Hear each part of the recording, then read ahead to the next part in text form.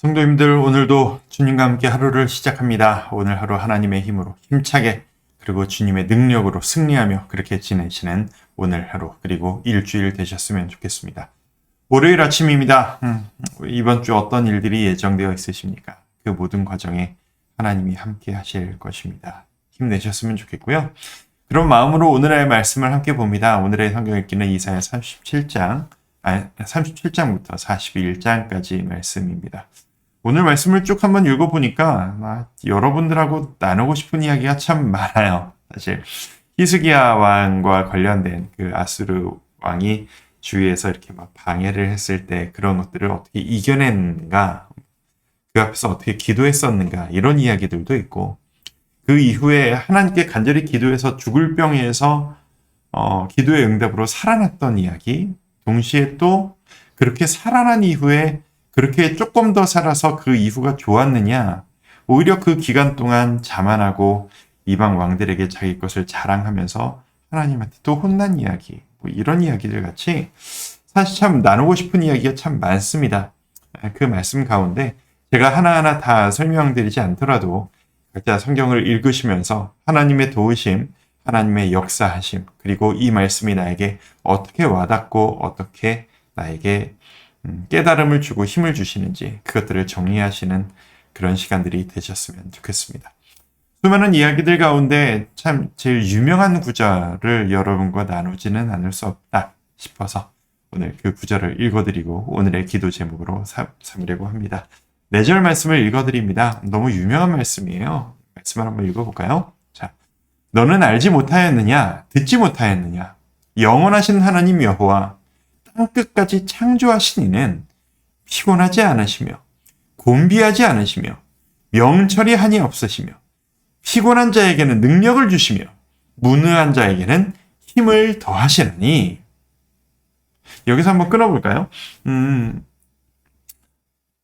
지금 우리가 힘들어요. 이 이스라엘이 지금 힘들어요. 우리가 힘들고 우리가 지쳐있기 때문에 하나님도 우리를 도와주실 수 있을 것인가에 대한 패배감이 들기 시작했어요. 사람은 누구나 그렇습니다. 내 컨디션에 따라서 모든 것을 해석합니다. 내가 신나면 모든 것들이 신나고 아름다워 보이고, 내가 지쳐있고 내가 힘들면 모든 것들이 힘들어 보이고 모든 것들이 가망없어 보이기 시작합니다. 이스라엘이 지금 지쳐있고 힘듭니다. 하지만 그것과 대비되는 변함없으신 하나님의 모습을 이사야는 이야기합니다. 하나님께서는 피곤하지 않으시다.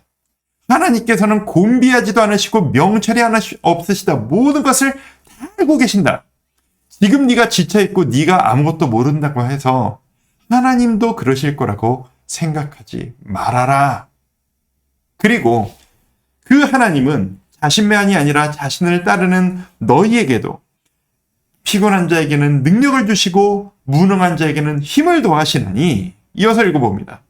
소년이라도 피곤하며 곤비하며 장정이라도 넘어지며 쓰러지되 오직 여호와를 앙망하는 자는 새 힘을 얻으리니 독수리가 날개치며 올라감 같을 것이요 다른 박질하여도 곤비하지 아니하겠고 걸어가도 피곤하지 아니하리로다. 아멘. 성도 여러분, 여러분에게 이 축복이, 이 능력이 가득하시기를 축복합니다. 말씀에 있지 않습니까? 누구라도 힘들고 누구라도 쓰러집니다. 소년이라도 피곤하고 어린아이라고 해도 지칠 수밖에 없고, 어린아이들 체력이 끝내주잖아요. 그런 아이들이라도 지칠 수밖에 없고, 장정이라도, 힘센 장정이라도 쓰러질 수밖에 없지만 하나님을 갈망하고 여호와를 앙망하는 그 사람들은 하나님께서 모든 고통 가운데서도 이제는 더 이상 힘이 없습니다. 나는 다시 일어설 힘이 없습니다. 라고 지쳐있는 너희들에게도 다시 한번 일어설 수 있는 힘을 주실 것이니. 그러니까 지금 새 힘을 얻으리니가 어떤 체력이 강해질 것이다, 그런 얘기가 아니라는 건 아시겠죠? 지쳐서 힘들어서 영적으로 지치고 심리적으로 힘들고 지쳐서 쓰러져 있는 그런 너희들에게 다시 일어날 힘을 주실 것이다 라고 하는 약속. 사람이 계속된 상처와 계속된 좌절과 그런 쓰러져 있는 상황을 너무 오래 지속하다 보면 다시 일어설 힘이 없다. 주님, 주님의 은혜를 갈망하고 다시 한번 일어서고 싶지만 저에겐 그럴 힘이 없어요. 저는 이제 틀린 것 같아요. 라고 생각하는 모든 사람들에게 하나님께서 말씀하시기에 여호와를 앙망하는 자는 새 힘을 얻으리니 여러분이 이 힘을 얻으시기를 소망합니다. 어떻게 힘을 내느냐? 독수리가 날개치며 올라감과 같을 것이요. 이게 유명한 비유죠.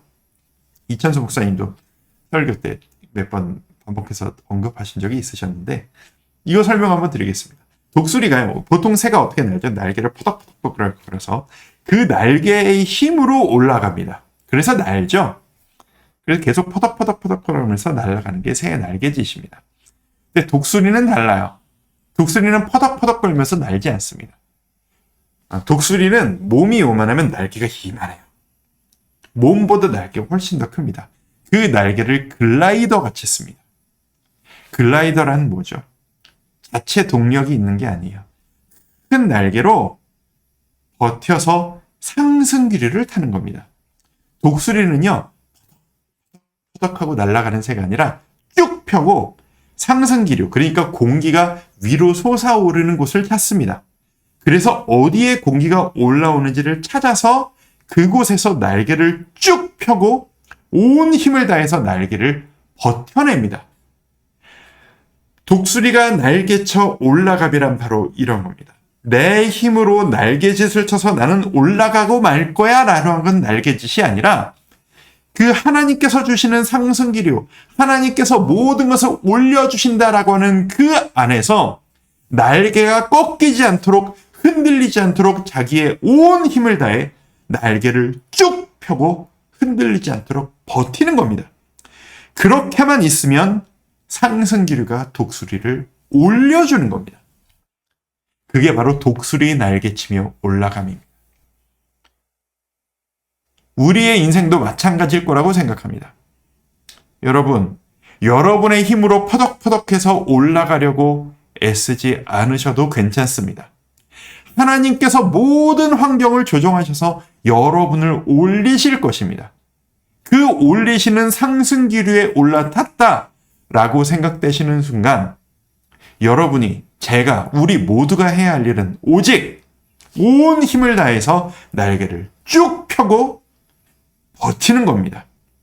하나님이 올려주시는 만큼 나도 따라 올라가겠다라고 하는, 내 힘으로 올라가는 것이 아니라 하나님이 나를 올려주시옵소서, 나는 그저 흔들리지 않고 주님을 신뢰함으로 온 힘을 다하여 날개를 쭉 펴고 버티겠습니다 라고 하는 의리. 여러분, 버티는 자가 강한 자입니다. 끝까지 버티는 자가 승리하는 자가 될 것입니다. 지쳐 있으십니까? 힘이 없으십니까? 내 힘으로 날개 지쳐서 올라갈 능력도 힘도 없다고 생각하십니까? 여러분이 하실 일은 하나님이 일으키실 상승기류를 기다리는 것. 그리고 그때 온 힘을 다해서 버티고 버티시는 것. 그것 하나뿐입니다. 하나님은 하나님의 일을 하실 것입니다. 언제 하나님이 일하실까? 간절히 기대하며 기도하며 그때를 기다리십시오. 분명히 여러분을 가만두지 않으실 것입니다. 하나님이 여러분을 들어 올리키시는 그날, 독수리 날개쳐 올라가듯 힘차게 호공을 날아올라 하나님이 나를 날게 하셨다. 하나님이 나를 이렇게 높이 들어 올라 주셨다. 그렇게 고백하며 나아가시는, 승리하시는 우리 주와 함께 교회 성도님 모두가 되시기를 주님의 이름으로 축원드립니다. 함께 기도하시죠. 아버지 하나님, 그날을 기다립니다. 상승기류를 일으키실 그날을 기다립니다. 그리고 우리는 이미 주님의 은혜로 날고 있음을 또 믿습니다. 주님, 독수리 날개쳐 올라감 같이 우리는 온 힘을 다하여 주님의 역사하심을 기다리며 버텨내겠습니다. 하나님, 우리의 힘이 아니라 오직 여호와께서 주시는 그 힘으로 승리하며 날아갈 그날을 꿈꾸오니 하루빨리 우리에게 힘을 더하여 주시옵소서. 지쳐있는 성도님들, 낙심해 있는 성도님들, 나는 더 이상 기회가 없다라고 생각하고 좌절해 있으신 성도님들, 모든 그 성도님들에게 이사야에게 약속하신 그 새로운 힘을 허락하여 주시옵시고 힘차게 일어서서 오늘 하루를 승리하며 나아갈 수 있도록 힘과 능력을, 강함을 허락하여 주시옵소서. 예수님의 이름으로 기도드립니다. 아멘.